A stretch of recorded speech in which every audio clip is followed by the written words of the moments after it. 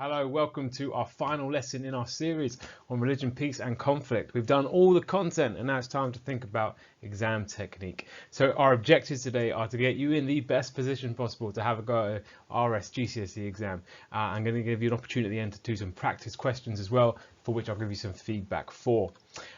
You need to know today that key to your GCSE success is two things. It's knowledge of the subject and it's exam technique. And the best way to boost both of those is by testing yourself. So we're going to have a look at some top tips today about the exam paper, and then you're going to have a go to test yourself as well. You'll be familiar with 1, 2, 3, 4, 5. Well, now it's time to get used to 1, 2, 4, 5, 12. What's this guy talking about? Well, this is the order of questions that are going to come at you in your RS GCSE exam, be it the Christianity exam, the Islam exam, the Judaism exam, whichever one, the themes exam, you're going to have this repeat of questions coming at you. In your thematics paper, you're going to open it up and you're going to have 6 to choose from, and you're going to pick the 4 themes that you learn about at school. And each one you pick is going to come in this order. So we're going to have a look at each one now, just quickly, each type of question, and then you're going to have a go at doing some yourself. So question number 1, this is the 1-mark question.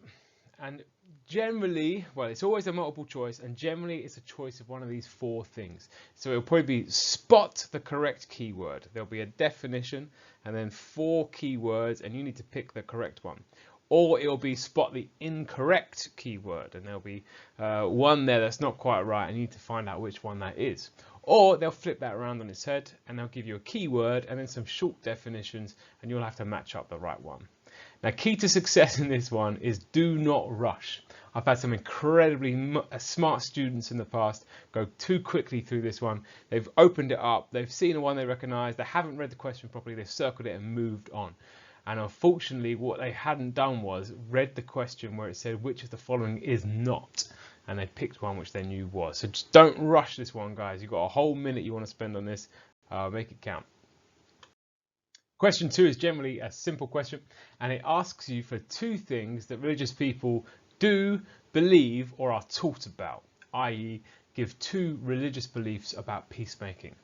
What are 2 things religious people can do about terrorism? Give 2 religious teachings about pacifism. So generally you're looking for 2 things, and hopefully you've got them in the back of your mind and you can bring them to mind and pop them on your bit of paper. Now, the key thing to remember here is keep it short. The examiners are not looking for a lot of information here. Lots of students make the mistake of writing far too much and expanding their points on question 2. Don't worry about it. 2 bullet points most of the time will be absolutely fine, and then move on. Question 3 is the first of the longer answer questions, and it's a 4-mark question. And generally it's kind of similar to the 2-mark question, but it's looking for more. So again, it's likely to be about things that religious people believe, do, or are taught, but this time you need to give it a bit more expansion. So can you give an example of what you're talking about? Have you got any evidence to back it up? You might be familiar with PEE. You make your point, then you add some evidence and explain, something like that. That's key for this one. Now, what I would say for this one, to make sure you get all 4 marks, is to make your 2 points abundantly clear to the examiner.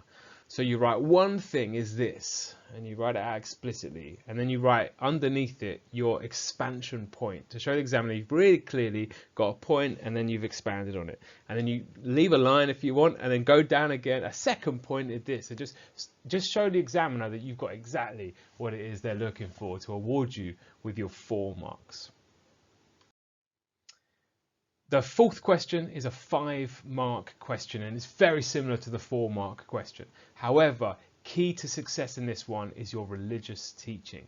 So you do exactly what we just spoke about, but you just make sure that somewhere you use the magic words "in the Bible." That's right, in the Bible. Now I'm going to talk in a couple of slides time about how to reference Bible passages, etc. well, but just try and remember at the end of your 5-marker, look back at it. Have you written "in the Bible" anywhere? And if you haven't, find something and get it in there.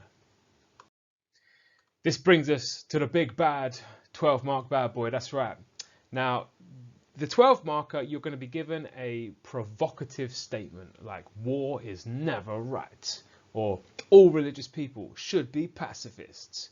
And instantly, hopefully, you are able to think about, well, I know why some people would agree with that, and I know why some people would disagree with that. The first thing you want to do before you really start getting into your 12 marker is make a little bit of a plan.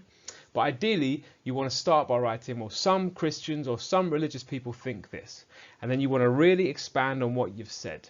And you want to think about, probably similar to the 5 marker you've just done, can I bring some religious teaching in here to back up what I'm saying? Once you've had a go at one side of the argument, you move on to the other side. Now, it's really good to get into the habit of writing, some Christians think this, and Christians think this, or some religious people think this, and other religious people think this, to show that you can clearly articulate 2 different arguments, 2 different points of view about that topic that you're looking at. I like to finish off when I do these by having, once I've done my some think this, some people think this, overall, I think this, and then I'm bringing it all together and offering my own opinion on it as well. Now, key to success in this one is, and I've been a bit tongue-in-cheek here, but plan your religion-y bits in advance. So when you're making your quick plan in advance, think, what teaching can I bring into this? What religious ideas, what teachings can I bring into this? And I want to pin them through my argument. I don't really want to be slamming them on at the end or thinking about that retrospectively. I want to put them throughout my argument as little hooks so I can just kind of hook onto the next bit, and it's going to be what propels my argument along. So get those in before you start. Think about what religious teaching can you bring in before you start, and use that to propel your argument along. So, a few tips for you before we jump in to look at what this looks like. Now, first thing I'm going to start with giving you some Bible passages that are pretty good go-to ones. I'm sure you're all familiar with love your neighbor. This comes from the Tanakh. This comes from the Old Testament, so it's appropriate if you're doing Judaism as well as Christianity. But obviously, Jesus taught when he was asked, what's the most important commandment? He said, "Hear, O Israel, the Lord your God, the Lord is one. Love the Lord your God with all your heart, all your soul, and all your strength and all your mind, and love your neighbor as yourself." I.e., the most important thing you can possibly do, guys, is love God and love people. But love your neighbor is such a key teaching, and one you can come back to and use time and time again. And if you can't think of anything else related to that topic in your 12 marker, it's likely that love your neighbor will fit in somewhere. So if in doubt, love your neighbor. Now, a great quote for this topic is "Blessed are the peacemakers," because as we've looked at, no matter if you're a just war theory fan or if you're a pacifist, you're both interested in making peace, because Jesus said, "Blessed are the peacemakers, they will be called the children of God." That's a really key verse for this topic. Great verse I really like from St. Paul is this one. Everything is permissible, but not everything is beneficial. I.e., as a Christian, you can do anything you want, but not everything is good. So if you're trying to find ideas for a 12 marker, if it says something like, not all Christians should fight in a war, or Christians should refuse to fight in a war, you might say, hey, everything's permissible for a Christian. They can do it, but it might not be good for them, or they might not decide that it's a beneficial thing to do. And our one that should have appeared already is "do not kill." Now, obviously, do not kill. We're looking at war and peace. This is a very, very appropriate quote to look at, and one that you can bring in time and time again. If you're thinking about nuclear weapons, holy war, just war, pacifism, peace, "do not kill" is appropriate to use. Now, let's think about how you put these Bible passages into your answer. Now, we're going to use the example of "do not kill" from Exodus 20:13, and I'm going to use this meme to help me explain your leveling of how you're going to use a quote like that. Now, top shelf quote usage on a 12 marker looks like this. In the Bible, one of the 10 commandments is "do not kill." Exodus 20:13. That's right. Now, this is like your top level way of doing it. You've remembered the quote, you know it's appropriate, you know it's one of the 10 commandments, and you know the reference to. Amazing. Get all that Bible in if you can, that's fantastic. However, it's likely you're not going to remember all of that in an exam. It's totally fine to do this. In the Bible, one of the 10 commandments is "do not kill." And if you can't remember that, it's fine to do this. In the Bible, it says "do not kill." Now, obviously, the bottom one is the bomb. That's what you were aiming for. But if you can't remember that specifically, don't worry about it. Just pop in what you can. At the other end of the scale, you can literally do this. In the Bible, it teaches that killing is wrong. The person who wrote this couldn't remember the actual quote, but they can remember that the Bible teaches something like this. And so they've just used that magic phrase "in the Bible" and they've put the teaching in. And our last great tip for your exams, guys, is prayer, time, and money. If you get a question which says, what can a Christian do about this? Or give 2 ways a Christian can respond to this, prayer, time and money. They can pray about it. They can always pray about it. If it's a 2 marker, you can just write they can pray about this issue. As it gets to a 4 marker or 5 marker, be more explicit. What could they pray for specifically? What would they be saying to God in that prayer? They can use their time. They can volunteer for that issue.